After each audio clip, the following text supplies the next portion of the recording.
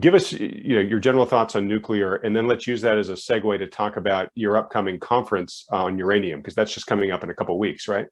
Yes, nuclear is what I'm the most bullish about in the near term. First of all, uranium worldwide sells for less than the cost of production. I think there's going to be lots of demand for oil, but oil at 130 is selling for twice the median average cost of production. Uranium right now is selling for $50 a pound, and the International Energy Agency suggests it costs $60 a pound to make it. So the world, fully looted, is producing 60 million pounds of uranium and losing $10 a pound a year doing it. Rather boring. The price of uranium has to go up, or else the supply of uranium goes away. And if the supply of uranium goes away, the lights go out. So your listeners need to ask themselves, what is a more logical conclusion? Will the price of uranium go up, or will the lights go out? Because that's the question.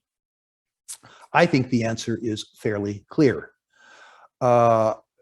Two, the incentive price to produce a pound of uranium is going up rapidly because of inflation in the supply chain and because of social rents, which is to say taxation and taxes, and also regulation around the world. So when we talk about a market clearing price of uranium at $60, that's a 2021 number.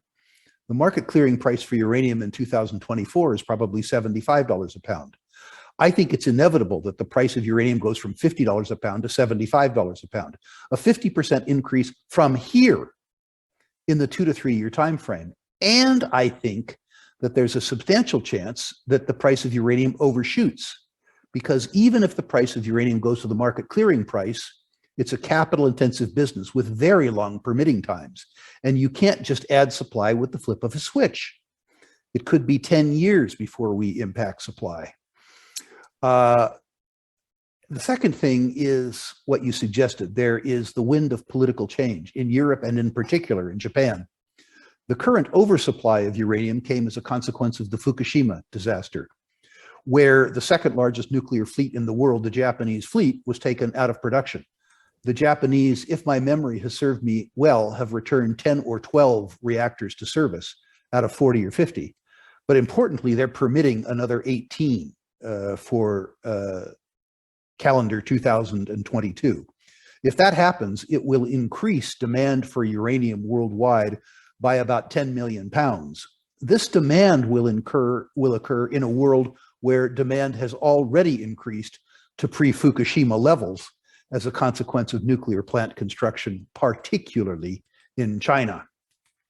Then there is the increasing reality around the world that nuclear is a requirement for carbon-free baseload power, and also a renewed understanding in both Europe and Japan of the strategic benefits of uranium.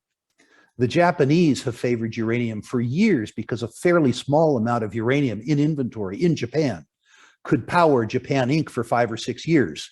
They didn't have the ability to store that much natural gas, that much coal, or that much oil, never mind that much rain for hydroelectric. So the energy security argument for Japan, which became apparent to them during the Arab oil embargo in the mid-70s, has reared its ugly head again, both in Japan and Europe. So of all the energy commodities and all the energy commodity equities that I'm bullish about on a timely basis, uranium is number one. All right.